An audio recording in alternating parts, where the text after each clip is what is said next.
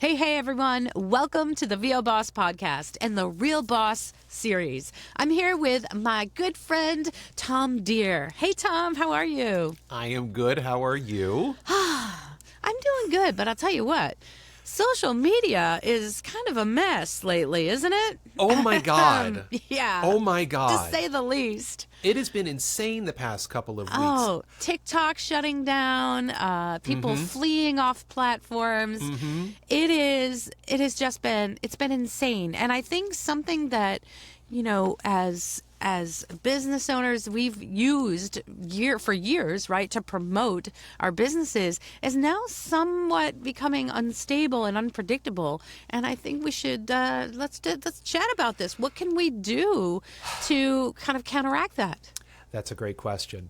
Well, I will say that literally this morning on Facebook, I saw two friends of mine who run Facebook voiceover groups who basically posted the same exact post, which was, we know a lot of you are leaving Facebook right now. It's gotten very politically charged. It's gotten very toxic. You've all mentioned that, how your feeds are changing. You know, and it's just getting really, really weird. And they both did the same thing in that they said, we will continue to be loving and supporting of all voice actors, regardless of your affiliation, regardless of what's going on in the outside world. And there was, you know, a chorus of support and concern at the same time. So it's funny, Oh, go ahead. The community that we feel that we've established, you know, on these platforms and now the platforms are unstable, Yes. or toxic. And so now our community, especially because we are, you know, we work independently and, you know, our community has been online for all these years. And now all of a sudden it's just become a place where maybe not everybody wants to hang out anymore. Yeah, there's four platforms which everybody seems to be sharing the most concern about. Facebook, Instagram, because those are both owned by the same company, by Meta. Twitter, now known as X, which has been a point of concern for a couple of years now since it was purchased. And like you just said, TikTok, because of the concerns that have been expressed and the affiliation that it has, and the fact that it went down for less than 24 hours and then it was and people just it was like rescued. A mass hysteria. Well, you know what else? It wasn't just TikTok. It was anything owned by TikTok, which I was aware, but I kind of forgot. I use CapCut, which is the video editing program, and I spent a considerable amount of time like learning it, and all of a sudden my CapCut was gone, and I'm like, oh no, I guess I need a new video app. And you know, it was kind of good in a way so that we all could step back and say, all right, let's not put the proverbial all our eggs in one basket. Like we've always been saying about pay-to-plays, right? You don't want to put all of your, you know, eggs in one basket with pay-to-plays. That can't be your only way to make income. And social media may not be the only way that we can have community. So let's talk, Tom, about how we might be able to incorporate community and also incorporate, let's say, how are we going to market to our potential clients? What can we do to create a sense of community? And I mean, my first idea that comes to mind is let's go back to old school, right? Let's create a mailing list, right? That's something that we own. We're not dependent upon a social media platform that we don't own. We own our own lists. Yes. When it comes to that, both social media and curating lists of potential current and past clients both fall in the bucket of self-marketing. Yeah. Having a social media presence, creating a sense of community, trying to interact with clients potentially, that's a form of indirect or passive marketing. And then curating list of clients, cold calls, cold emails, newsletters, those are all forms of direct or active marketing strategies. So both of them have their merits, but to your point, if at least the four social media platforms that we just talked about are unstable on both a cultural view, political, socioeconomic, logistical, and technological view, because one of them was taken down and then went back up, and goodness knows how many millions of dollars was potentially lost by the TikTok users who monetize. Yeah, absolutely. So this is creating uncertainty in the market. So looking for more stable practices is a very good idea. So if you have been able to cultivate any relationships with any potential or current or past clients through social media platforms, and I'm not just talking about Facebook, Instagram, Right. Twitter, and TikTok, which are the four that seem to be the most worrisome or in flux right now. Well, they're the largest. They are, and they also Yep. they are also largest platforms. interestingly enough, the largest. And Facebook's been around since what, 2004. TikTok's yeah. pretty new, and Twitter's Yeah. been around since around 2008, 9, 10, and Instagram is a few years after that. So some of these have been around for quite some time. Well, let's not forget about our old friend YouTube, which right now doesn't appear to be affected so much. YouTube seems to be relatively stable, and actually, YouTube has been growing quite steadily. YouTube is the #1 streaming platform.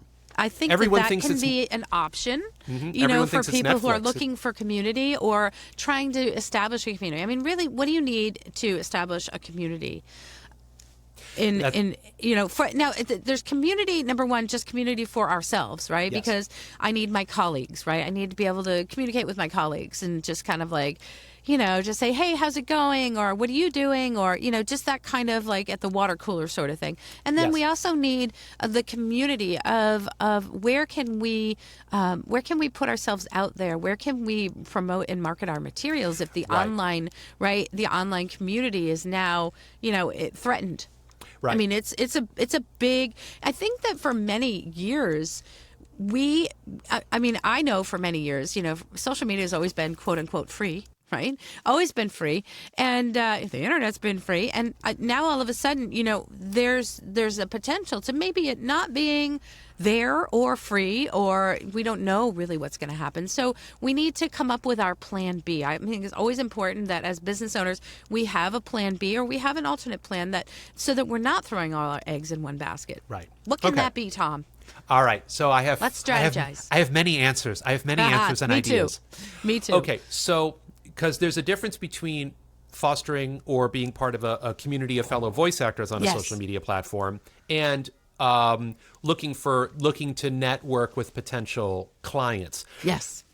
Despite all the weird that's been going on, LinkedIn is still the #1 social yes. media platform to be connecting with and developing relationships with clients. Except Twitter, it's got spammy lately. it's gotten bit. very spammy, and I've seen a lot more politics on my LinkedIn feed. Yes. So that may But may still, just it's better than. it's better. It may be a short-term consequence. It may Yeah. restabilize. I'm not sure. But LinkedIn is the #1 source for that. I Twitter would was say a pretty for good source for professional that too. communities. Yes, Yeah, because yeah. also everybody knows that LinkedIn is the professional social media platform, whereas Facebook is the social. It's literally called the social network. It's a social platform. You could be social on a professional platform, and you could be professional on a social platform. But all of these different social media platforms were designed with a specific intent in mind. Instagram was all about photos, and now it turned into video as well to compete with everybody else. And then YouTube made shorts to compete with Instagram Reels, and they're all watered down, and they can all do all of those things. But what the thrust of it is. Before I So- forget, I do Yes. want to throw in another social media platform that can generate community on a more professional level, and that would be Substack. Yes, that's definitely That's kind of one. like here, if you want to sign up and subscribe to my newsletter on a professional basis, there is Substack, and I think that might be gaining popularity as well. Slack is another one that is gaining popularity. I have Yep. not ventured into Substack or Slack, but the one that I have been exploring lately when it comes to community is Discord. Yep, absolutely. What's interesting about Discord is what separates it from all of the other social media platforms is it doesn't have a feed. It doesn't have this torrential river of content that you can doom scroll through. For those of you who aren't familiar with Discord, Discord has what are called servers. Think of them as like Facebook groups, except that they are generally invite only, though many of them have a public invite where they publicly promote a link or a QR code where you can scan, and then you can potentially get admitted into that Discord server. There's usually a number of questions that you need to answer and a code of conduct that you need to adhere to before you'll be admitted into that individual server. And there are a ton of voiceover related Discord servers. Almost many of the voiceover groups that you find on Facebook And all of the organizations that you're familiar with in voiceover circles have a Discord server. And within those servers are little threads or sub-servers. Sub-threads, where you can talk about whatever subject matter. Then it becomes like the old school Usenet. Oh my God, I'm showing my age. Do you know what I mean? Because people post about topics. It's and like then a forum. It becomes like a forum, which Usenet. Do you know Usenet? Or am I remember showing Usenet. My age that was I'm back showing way my back age when. with you. Is Usenet back in the day? Oh my goodness. Topic based. Discord definitely has a Usenet vibe to it, but it's also got a bunch of emojis and and badges and all avatars and all these things that you can do with it. So I would say for communities, if you're looking for a community feel, that the Facebook groups are you're feeling. If you don't want to be on Facebook anymore at all, or you're disliking, things about Facebook in particular, Discord for community, I think is a really good way to go. Well, I think people are just kind of waiting it out a little bit at this moment in time. I'm hoping, because Facebook really was, for many years, it was a great community gatherer, and so I think that people are just kind of sitting back, waiting and seeing, or they're fleeing. Some people are going over to Blue Sky, but then again, people will say that is also politically motivated, and so really it just becomes like, where are you going to go, and where are you going to find the groups? And I think it's one of these things, Tom, that we have to just kind of wait and see a little bit. But I would say professionally, if you want to create that community, start gathering your own mailing list of your current clients, and get something going on your website that invites people to subscribe to your email list, and that way you will always have a way to professionally market to that list or communicate with that list. And then when it comes to community like colleague and that type of group, I have a wait and see. I kind of have my accounts on all different platforms, and I'm just going to join them all and see where I feel that people are kind of migrating to. I know that for me, I've done a lot of work creating groups. I have a VO Peeps group that has thousands of members. I have business pages on Facebook that have thousands of members and followers. And so in reality, I have to, look at that and say, well, it's possible that my groups have been disbanded. And in a way, this is a time where I feel like I can kind of clean up in a way, and so things that have grown maybe possibly stagnant over time, where maybe people are members, but maybe they're not engaged members. Maybe it's time to really just sit back, take a look, see where things go, and really try to engage a quality community, right? Not necessarily a quantity. Remember before it was all like, oh my God, well, I have 90,000 people on my Facebook group, but are they all engaged? Yeah. So I think now's the time to really start building that community that know, like, and trust you. And I feel like that's not just for sales. That's also for people that you interact with on a day-to-day basis. Like Tom, you and I, like, you're my know, like, and trust. And I would be like, Tom, I want to be where you are so that we can continue our relationship, right? So I feel like that's an important criteria for any group that I migrate to or that I create. And then it becomes a build process again. Yeah, I agree. So bosses, if you've been listening to what Anne's been saying, she's making two extremely important points. One is, do not be dependent on any one social media platform for community or for establishing and maintaining relationships with clients. Those are two different things that you can do on all of these social media platforms. And the advice of going through all of your social media platforms and keeping track of where all your potential current and past clients are on all these social media platforms. Make sure that you have all their contact information and get them into your CRM, which is a voboss conversation that we had very, very recently. That's right. So that was the acronym party. The acronym party. So check out that episode. Absolutely. Use that CRM because it's also a way to cultivate relationships with all of your clients. It's also a way to cultivate relationships with your fellow voice actors. There's nothing stopping you from sending out a newsletter to fellow voice actors, not to tell them about whatever voiceover you've done recently, which they may or may not be interested in, but just talk about concerns or topics of interest to you that may be of interest to them as well. You could also do that through blogging, because your blog posts can have different audiences. You can have blog posts where the audience is your voice seekers, and you can have one where your audience is voice actors, to find another way to create a non-social media dependent community and culture. I think the vlog might be making a comeback. I mean, I think it was always a thing, right? But I think a blog that, I used to, I do a teachable moment every week, and I do shorts every week.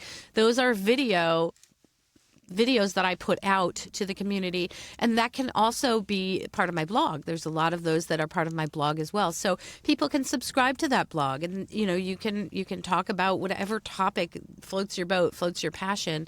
And it can be like, I think the more of the social communities like TikTok, and again, TikTok is up for now, but again, if you're using it to monetize or using it to try to really sell, just be careful that you're not putting all the eggs in one basket. And so I just say, if you've got good video content, right, you can now maybe, put that on multiple platforms, right? Or the platforms that you feel are right to gain the audience that you want. So just know that your video, right, again, it turns out to be stuff that you own, stuff that you create is stuff that you own. So if you create videos, put them in a place where you have control over them. Put them on your website. Put them in a blog. Put them on YouTube if you have a YouTube channel. But if that, if YouTube were to blow up tomorrow, you've got your own server. You've got your own web server that you can put your videos on. And so, creating that content that is distinctly something that is owned by you gives you more semblance of control in regards to promoting your services, promoting your voice, promoting your product out there, and not and also fostering a sense of community, even though it may not be engaging, but you can have people subscribe to your blog, create comments, have engaging comments back and forth. And again, there's lots of different places. There's Zoom Workspace. There's, Slack. There's lots of places where you can have video meetups and create that community there as well. And that's something to think about, is to have a Q&A or have a water cooler, basically there's that Zoom water cooler that's out there. And so how are you going to promote that community water cooler? Well, that can be through a mailing list that you own, or you can continue to put posts out on social media. And again, just don't depend on that social media to be your one and only way to communicate with your potential clients or your colleagues. Right. There's also, if you remember Clubhouse and how popular that was during COVID, that became a real great place where a great sense of community that may come back. This is exactly why I'm bringing it up, Anne, is that Clubhouse may be a place to go back to, because there's no social media feed. There's really not much of a space for flaming, trolling, spamming. Interesting thought there, because I've done a Thursday VIP room, voices and podcasting room, and we actually were thinking about going away from it, doing live streaming Zoom on Facebook, which is just another way of doing it. But you're right. Clubhouse could be making a comeback. Well, video, and I'm sure the reason was, as well as I do, is that video, it has more of a potential for engagement. Yeah. On a human level and on an algorithmic level than pure audio or just photos or just text. So yeah, it makes a lot of sense to be on Zoom. But for voice actors, sure, on Clubhouse, that seems like a really natural fit. There's one other social media platform that I wanted to mention, and that's Reddit. I've been only recently, I've had a Reddit account for a few years now, but I just recently decided to start getting in there and seeing what's going on. And it has its level of weirdness like any other. Again, like a Usenet. Sorry, I'm showing my age again. It's it's a forum, right? It's a bit of it's got a forum Usenet kind of feel to it. But any subject matter, personal or professional, that you can think of is there, and there's a group of dedicated, and a lot of them very social and often supportive people Yes. that are talking about any given subject. So I've been spending a lot of time on there, and a couple of just as a quick side note, just a couple of interesting things that have happened on there is one, there was a high school student who was required to interview a voice actor for a paper that they had to write. So I volunteered, and they sent me the questions, I answered the questions, nice. and they got an A. I love that. You helped someone get an A, Tom. Yeah. Now, That's is that going to great. help? Is that going to help my voiceover career? No. No, but that's like, a good thing. But it's being a part of a community. Yeah, It's being part of exactly. the community. The other quick example is, and I can't say much, is that a journalist went on a subreddit who needed to interview a certain kind of people to write an article about a particular subject, and I was right for it, so I messaged them, and as a NDA result, much? and as a result, we had it was a Zoom or a Google Meet meeting for about a half Yep. hour. Asked me a bunch of questions, and in the past week or so, they followed up with a bunch of follow-up questions. They wanted to flesh out parts of the conversation and confirm some details and stuff like that. And I think the article comes out next week. So I'll be happy to keep talk my about eye it out. then and promote it, because it's a very, very, let's just say it's a topic that's extremely relevant to the voiceover community and has been quite for sure. a couple of years and will Yeah. continue to be for the foreseeable future. But I wouldn't have gotten that without being on a social media platform and availing myself Right. to what could just come my way. And it's going to turn into a nationally published article from a reputable news organization.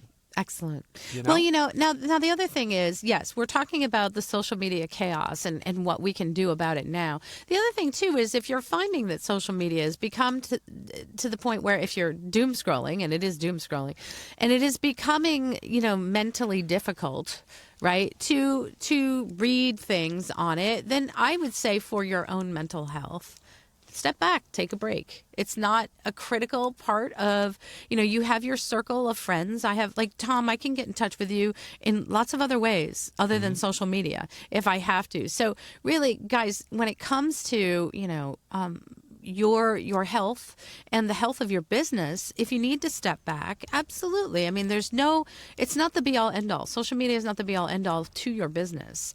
It is a method that we have used for many years to promote ourselves without, and I remember, gosh, back in the day, when social media was just becoming popular and there was Instagram and Facebook, and then it was like, oh my God, we can actually advertise our businesses on here. And that wasn't so long ago, or maybe it just seems like time has flown by.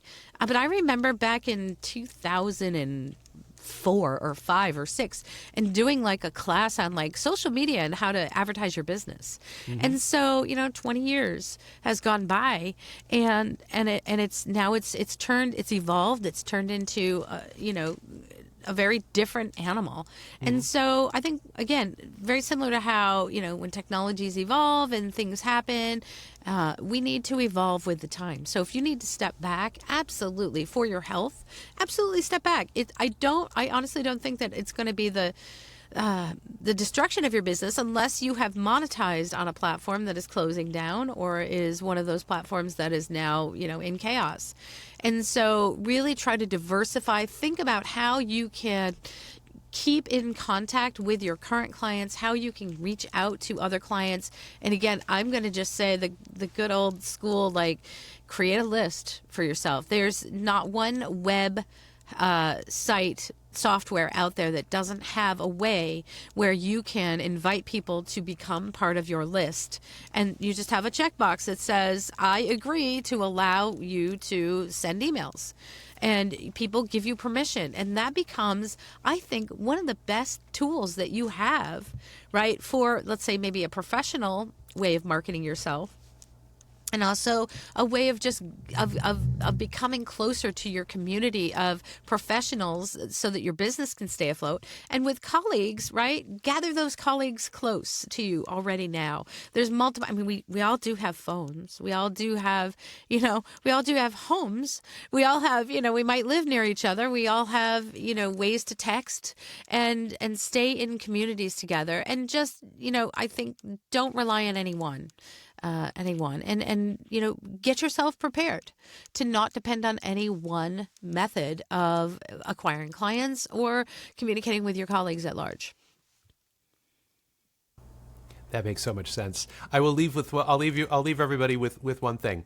Think about why you're on social media, because it just kind of showed up and everybody just started using it, and nobody took a class or read a manual. They just started messing around on there. So if you're on social media for community and the communities are failing you in one social media platform, go to a different one. If you're going there to look for clients and develop relationships with them, if the social media platforms that you've been on aren't conducive for that, they never were or they aren't anymore, go to a different social media platform. If you're on social media for purely non-voiceover reasons, you're just there to be entertained, amused, or inspired or educated, and those aren't working anymore, go to different ones. If you're doing it, you just find yourself going like this on your phone and none of those motivations are there, that means the really awful psychology algorithmic things have got their clutches in you. Yeah. Get off. True. Yeah. Read a book, take a walk, Yep. go have coffee with a friend. Yeah, I love that. That's a great way to end that, Tom. Thank you so much. Yeah, bosses, be safe and be healthy with social media. All right. Great conversation, Tom. I'm going to give a great big shout out to our sponsor, IPDTL. Find out more at ipdtl.com. You guys have a great week and connect up with us in multiple ways.